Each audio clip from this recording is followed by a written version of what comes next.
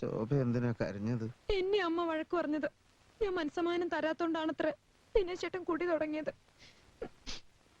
അമ്മ അങ്ങനെ കരുതിയതിൽ തെറ്റില്ലല്ലോ. ഇതുവരെ കുടിച്ചിട്ടില്ലാത്ത ആള്.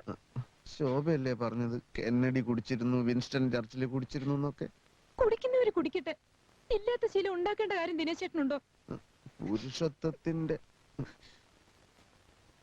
ഞാൻ പല്ലൊന്നും തേച്ചിട്ടില്ല, ചായ ഇപ്പൊ വേണ്ട. ചായ അല്ല, അവനൊരു ഗ്ലാസ് നിറച്ച് കള്ളു കൊണ്ട് കൊടുക്കടി, കുടിക്കട്ടെ.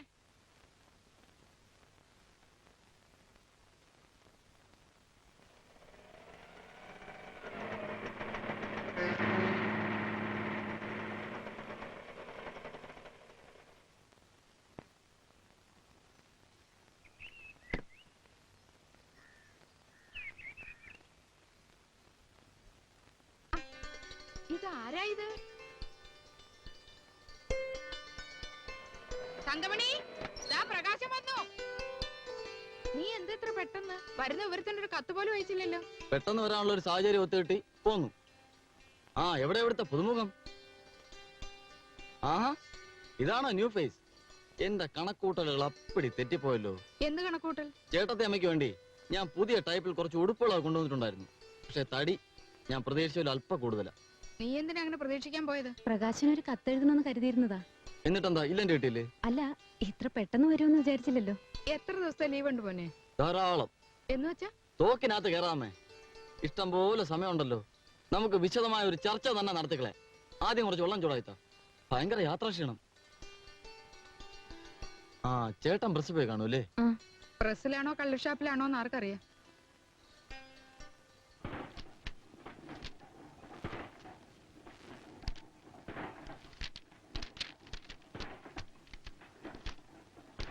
സാറേ, സാറിന് തലവേദന ഒന്നുമില്ലല്ലോ? തലവേദന? അല്ല, ആദ്യമായിട്ടാകുമ്പോ തലവേദനയും ക്ഷീണമൊക്കെ ഉണ്ടാവും. പിന്നെ പിന്നെ ശരി ആയിക്കോളും.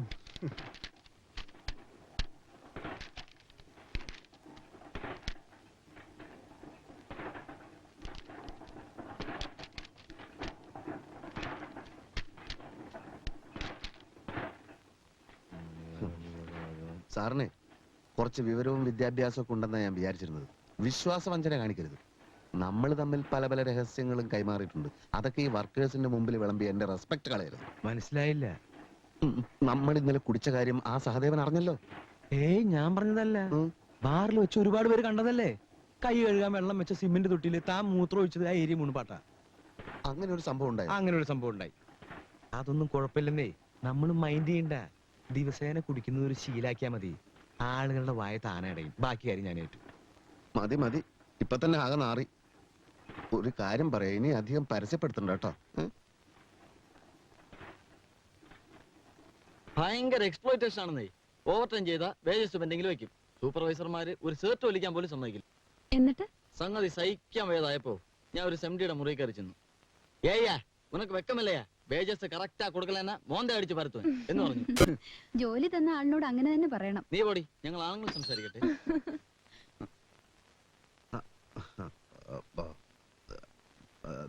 നീ എപ്പോൾ വന്നു? ഉച്ചയ്ക്ക്. നിന്റെ ജോലിയും താമസവും ഒക്കെ സുഖമായിരിക്കുമെന്ന് പ്രതീക്ഷിക്കുന്നു. എപ്പോഴാണ് നിന്റെ മടക്കയാത്ര? നീ നിന്റെ ചേട്ടത്തെ അമ്മയെ പരിചയപ്പെട്ടില്ലേ? നിനക്ക് മറ്റ് അസുഖങ്ങളൊന്നുമില്ല എന്ന് കരുതുന്നു. ശോഭേ,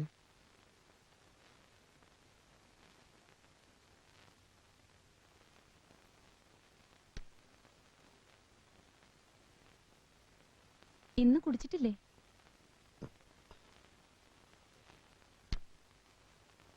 നിങ്ങൾ എന്താണ് അവിടെ സംസാരിച്ചുകൊണ്ടിരുന്നത്? പ്രകാശൻ എന്നെ പറ്റി വല്ലതും പറഞ്ഞു? എന്തു പറയാൻ? അവനോട് ഇത്ര ഗൗരവം കാണിച്ച എന്തിനാ? എന്നെ അവന് ഭയങ്കര പേടിയാണ്. എന്റെ നിഴല് കണ്ടാലേ അവൻ വിറയ്ക്കാൻ തുടങ്ങും. ശോഭ അവന്റെ ചേട്ടത്തെ അമ്മയാണ്. കൂടുതൽ സ്വാതന്ത്ര്യം കൊടുത്ത് എന്റെ വെയിറ്റ് കളയരുത്. ഒരു വെയിറ്റും അവന്റെ അടുത്ത് നടപ്പില്ല. എന്തൊക്കെ തമാശകളാ അവൻ പൊട്ടിക്കുന്നത്. ഉച്ച മുതൽ ഈ നേരം വരെ ചിരിച്ചിരിച്ച് മടുത്തു. ഓഹോ, തമാശ എന്ന് വെച്ചാൽ പലതും അവൻ എന്റെ അടുത്ത് പഠിച്ചത് തന്നെ. ശോഭയ്ക്ക് തമാശ അത്രക്ക് ഇഷ്ടമാണോ? അത് കൊള്ളാം. തമാശ ഇഷ്ടമില്ലാത്ത ആളുകളുണ്ടോ?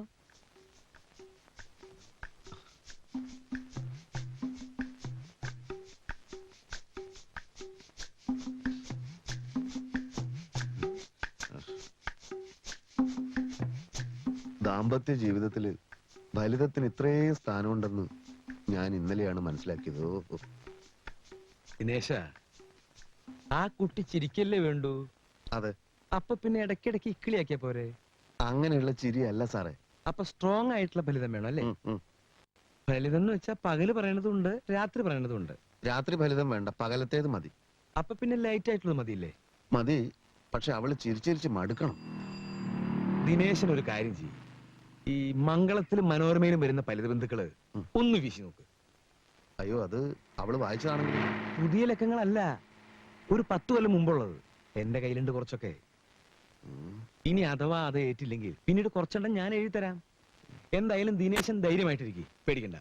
പേടിക്കണ്ട. വേണ്ട, എന്റെ ഉണ്ടേ, ഇഷ്ടം പോലെ ഉണ്ട്. ഉണ്ടല്ലേ? പിന്നെ വീട്ടിലൊക്കെ ഉണ്ട്. വാ. ഉം.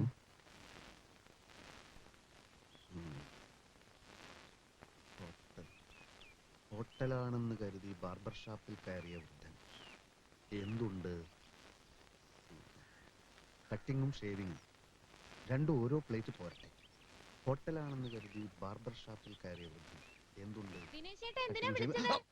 ഷേവിങ്ങും. കുടിക്കാൻ വല്ലതും വേണോ? നീ ഇങ്ങ് വാ.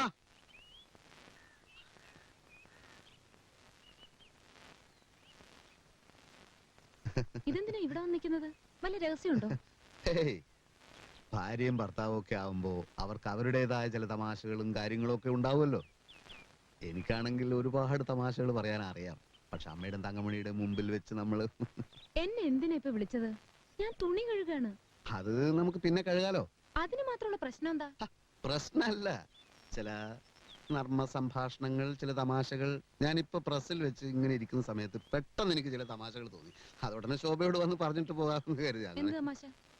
തമാശ എന്ന് വെച്ചാൽ ഒരു വൃദ്ധനെ പറ്റിയാ. ഏത് വൃദ്ധൻ? ഒരു വൃദ്ധൻ. ഈ വൃദ്ധൻ ഹോട്ടലാണെന്ന് കരുതി ഒരു ബാർബർ ഷാപ്പിൽ കയറി. അപ്പോൾ വൃദ്ധൻ ബാർബറോട് എന്തുണ്ട്?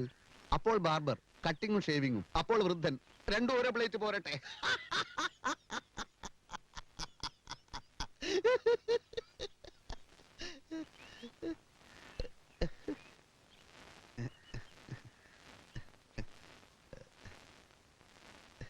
ഇതെനിക്കിപ്പോ പ്രസ്സിൽ വെച്ച് തോന്നിയതാണ്.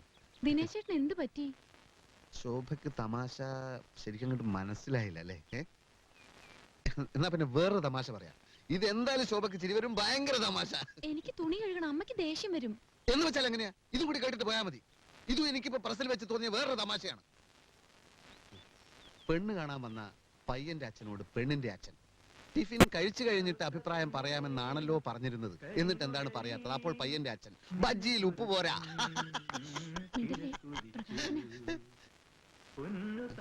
എന്ത് നല്ല ശബ്ദാന്നറിയോ? ദിനേശേട്ടൻ കാലത്ത് പോയത് മുതൽ പാട്ട് തന്നെയായിരുന്നു ഇവിടെ. നമ്മൾ പറയില്ലേ ഗാനഗന്ധർവൻ അനുഗ്രഹീതമായ ശബ്ദം എന്നൊക്കെ? അങ്ങനെയൊക്കെ പറയാറുണ്ട്. പക്ഷെ അതൊന്നും അവന്റെ മാത്രം കഴിവൊന്നുമല്ല. അതൊക്കെ പരമ്പരാഗതമായിട്ടുള്ളതാണ്. എന്റെ അച്ഛൻ പാടുമായിരുന്നു, ഞാൻ പാടും, കുറച്ചൊക്കെ അവനും പാടും. ദിനേശേട്ടൻ ബാത്റൂമിൽ പോലും പാടുന്നത് ഞാൻ കേട്ടിട്ടില്ലല്ലോ. നീ കേൾക്കാത്ത എന്റെ കുറ്റാണ്. ചുമ്മാ പുളു അടിക്കല്ലേ. മനസ്സു നിറഞ്ഞ നൊമ്പരമേ വിങ്ങിപ്പൊട്ടി കരയരുതേ. കറുത്ത പെണ്ണേ കരിങ്കുഴലി നിനക്കൊരുത്തൻ കിഴക്കുതിച്ചു. കറുത്ത പെണ്ണേ കരിങ്കുഴലി. നിർത്തണം. നീ ആരാടാ? യേശുദാസോ?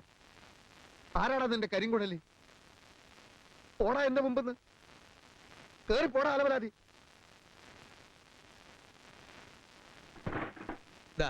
ഇത് മുൻപേയിൽ തന്നെ ഇട്ടോളൂ.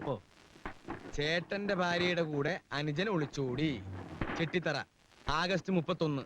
ചെട്ടിത്തറ പഞ്ചായത്തിലെ മുകുന്ദൻ നമ്പ്യാരുടെ ഭാര്യ നളിനി അയാളുടെ അനുജൻ കുമാരന്റെ കൂടെ ഒളിച്ചോടിപ്പോയതായി അറിയുന്നു. ഗൾഫിലായിരുന്ന കുമാരൻ നാട്ടിലെത്തി കല്യാണാലോചന നടത്തുന്നതിനിടയിലാണ് ചേട്ടന്റെ ഭാര്യയുമായി പ്രേമത്തിലായത്. ഇതുകൊണ്ട് കമ്പോസ് ചെയ്തോളൂ. ഇതൊക്കെ സത്യം തന്നെയാണോ സാറേ? പിന്നെ ഇങ്ങനൊക്കെ നടക്കൂ? എടോ, സമയവും സന്ദർഭവും ഒത്തുവന്ന അനുജൻ ചേട്ടന്റെ ഭാര്യയെ തട്ടിക്കൊണ്ടുപോകും, ചേട്ടൻ അനിയന്റെ ഭാര്യയെ തട്ടിക്കൊണ്ടുപോകും. അതിപ്പോ തന്റെ ഭാര്യ ആയാലും ശരി, എന്റെ ഭാര്യ ആയാലും ശരി, സാഹചര്യം കിട്ട ഏത് പട്ടിയുടെ കൂടിയും പോകും അല്ലേ? ആ ആ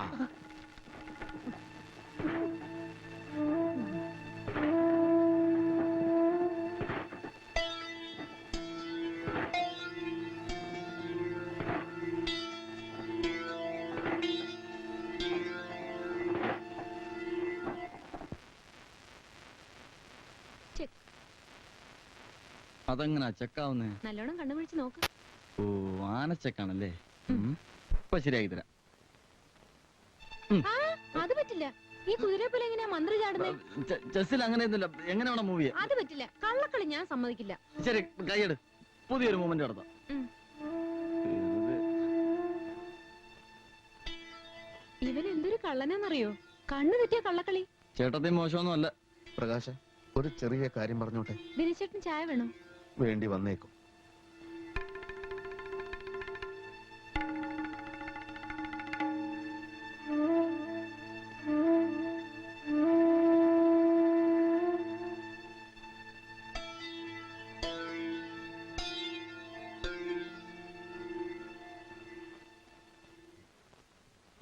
നിന്റെ ജോലിക്കാരിയൊക്കെ എന്തായി? ശ്രമിക്കുന്നുണ്ട്. ഉടനെ എങ്ങാനും കിട്ടുമോ? അത് സ്റ്റെബിലൈസർ കമ്പനിയിൽ നിനക്ക് ജോലി കിട്ടിയത് എങ്ങനെയാണെന്ന് അറിയാലോ? ബാബ ഹാർഡ്വെയർസിലെ സലാമിന് ഒരു 100 കത്തെങ്കിലും ഞാൻ അയച്ചിട്ടുണ്ടാവും. നീ എവിടെ സമരം ഉണ്ടാക്കിയല്ലേ? ഞാനൊന്നുമല്ല സമരം ഉണ്ടാക്കിയത്. പിന്നെ ഞാനോ? യൂണിയൻകാർ ഭീഷണിപ്പെടുത്തിയപ്പോ ഒരക്ഷരം നീ മിണ്ടണ്ട. പാട്ട് പാടാനും ചെസ് കളിക്കാനുള്ള പ്രായമാണോ നിനക്ക്? ഓ, അതിന് പ്രത്യേക പ്രായമൊക്കെ നിശ്ചയിച്ചിട്ടുണ്ടോ? ധിക്കാരം പറഞ്ഞാലുണ്ടല്ലോ. ദേ, മനുഷ്യന്റെ ക്ഷമയ്ക്കൊരു അതിരൊക്കെ ഉണ്ട്. അന്ന് ഞാനൊന്ന് പാടിയപ്പോ എന്നെ ചീത്ത വിളിച്ചു. ഇതെന്തോന്ന് ജയിലോ? ജയിലിൽ പോലും ആളുകൾ പാടുമല്ലോ. എന്നാ നീ ജയിലിൽ പോയി പാടറാ. ആ, ഇങ്ങനെ പോയാൽ തന്നെ ജയിലിൽ കയറ്റ്. എന്ന് വെച്ചാൽ ചേട്ടന് ഇപ്പൊ എന്താ വേണ്ടത്? നീ ഇവിടുന്ന് പോണം. ബോംബെയിലോ ഡൽഹിയിലോ എവിടെങ്കിലും ചെന്ന് എന്തെങ്കിലും ജോലി ചെയ്യാൻ നോക്കടാ. മേലനങ്ങാതെ ഇവിടെ ഇങ്ങനെ തിന്നുകൂടാൻ നാണമില്ലേ നിനക്ക്? ഈ പറയുന്ന ആളാ നാണമില്ലാത്തത്. മൂക്കറ്റം കുടിച്ച് 4 ആളി നടക്കുന്ന ഈ നാട് മുഴുവൻ പാട്ടാ. എന്നിട്ട് എന്നെ ഉപദേശിച്ച് ഇറങ്ങിയിരിക്കുന്നു. പ്രകാശ, കുടിയൻ, മുഴുക്കുടിയൻ. ചേട്ടനൊന്നും ഞാൻ നോക്കത്തില്ല. അഞ്ചിനാണ് ഞാൻ നോക്കില്ലടാ. ഇവിടെ. എന്നെ വിട്. ദിനേശേട്ടാ, ദിനേശേട്ടാ, ദിനേശേട്ടാ.